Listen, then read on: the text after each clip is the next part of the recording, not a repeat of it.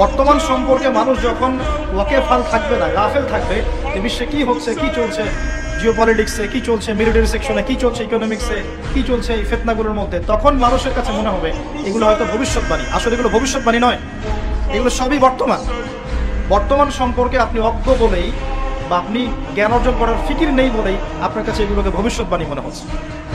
আপনি দুই চোখ খোলেন, খিদিরের মতো হন আলাইহিস সালাম, আপনি দেখবেন সবকিছু আপনার কাছে স্পষ্ট হয়ে যাবে।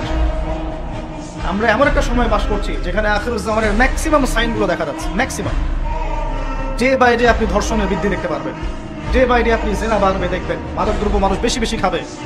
একটা মানুষ খুঁজে পাবেন না যে ব্যক্তি সুদ থেকে 100% মুক্ত থাকতে পারবে, একটা মানুষ পাবেন। বাহ্যিক বিষয় বাদ দেন, ইন্টারনালে আসেন।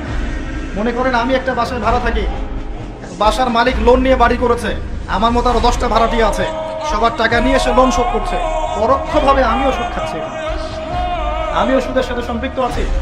এটা সেই জামানা যে জামানা সম্পর্কে নবী সাল্লাল্লাহু আলাইহি ওয়াসাল্লাম বলেছিলেন যে যে ব্যক্তি সুদ থেকে দূরে থাকতে চাইবে আখিরুজ জামানে তার গায়েও সুদের ছিটাফোঁটা গিয়ে লাগবে, কেউ মুক্ত থাকতে পারবে। টপ টু বটম দেখবেন সুদি কারবারের সয়লা। আর কেন রাগ হচ্ছে না আমার সাথে?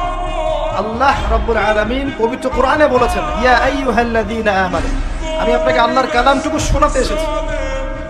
জোর করে কাউকে কিছু মানানো যায়? এটা ইসলাম শেখায়?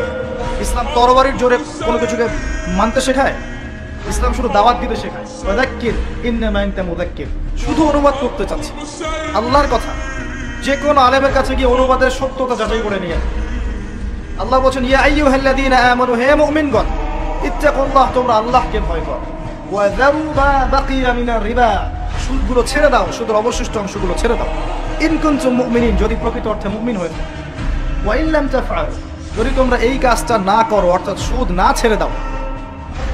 ওয়া ইন লাম তাফআলু, যদি তোমরা সুদ না ছাড়ো, কে বলছেন?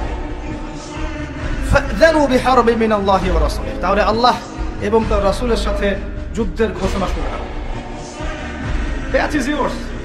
The road is yours. রাস্তা আপনার, পথ আপনার।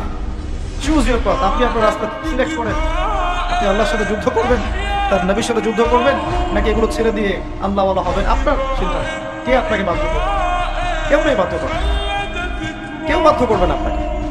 এটা আপনি ফিকির করবেন। সারা জীবন যে হারাম রিজিকটা আপনি খাচ্ছেন, এইটা দিয়ে কি আপনার হজটা কবুল হবে কিনা, এটা দিয়ে আপনার উমরাটা কবুল হবে কিনা, এই টাকায় যখন সন্তান সন্ততি বড় হবে এরাও আল্লাহ ওয়ালা হবে কিনা, আপনি ফিকির করেন।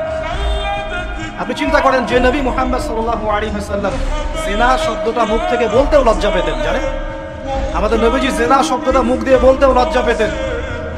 একজন সাহাবী এসেছেন, এসে বলেছেন যে আমি অন্যায় করেছি ইয়া রাসূলুল্লাহ, আমি অন্যায় করেছি ইয়া রাসূলুল্লাহ, আমাকে পবিত্র করুন, দুনিয়াতে আমাকে শাস্তি দিয়ে দিন, পরকালে আমাকে কোনো শাস্তি দিয়েন না।